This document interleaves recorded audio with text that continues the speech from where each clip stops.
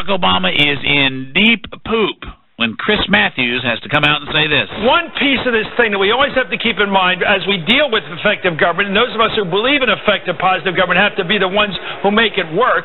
The right wing loves it when it screws up because it makes their case.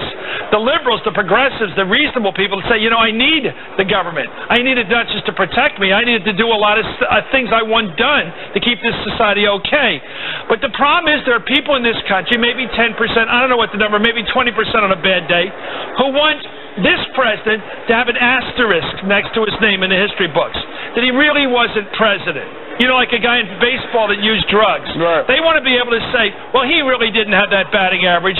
He really wasn't the first African-American president. He really didn't do health care. He really didn't kill bin Laden. There's an asterisk. And they have been fighting for that to people like Donald Trump since day one. They can't stand the idea that he's president. And a piece of it is racism. Not that somebody in one racial group doesn't like somebody in another racial group. So what? It's the sense that the white race must rule.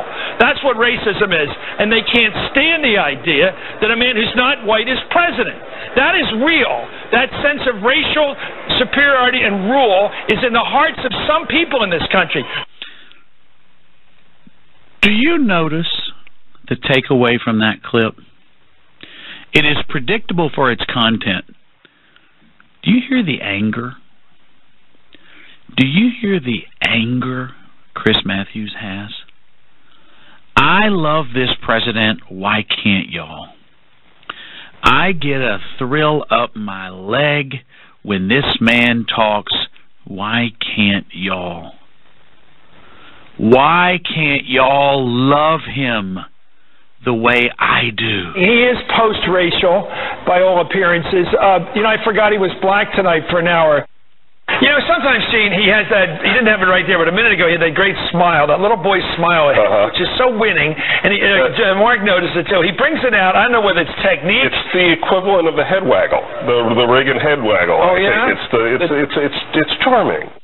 By Teddy, it became real. And then Teddy turns it over to the first African-American and says, you got the ball. Amazing history. Barack's now the last brother. This guy, Barack Obama, not to get too basic about it, did everything right.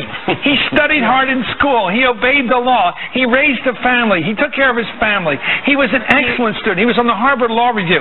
He did everything. He went through the democratic process. He didn't go out and make a lot of money on Wall Street. He gave himself to his community. This guy is almost pluperfect, and they don't like him.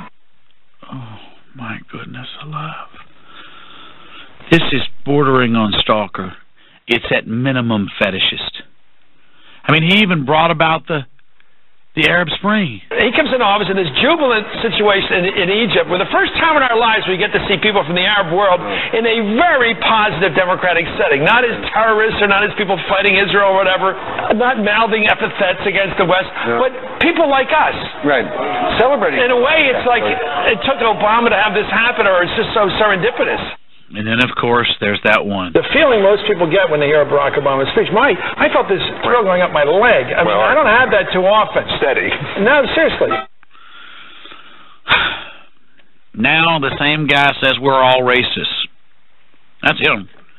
It doesn't matter what Barack Obama does, because there's always that group out there that wants him to fail.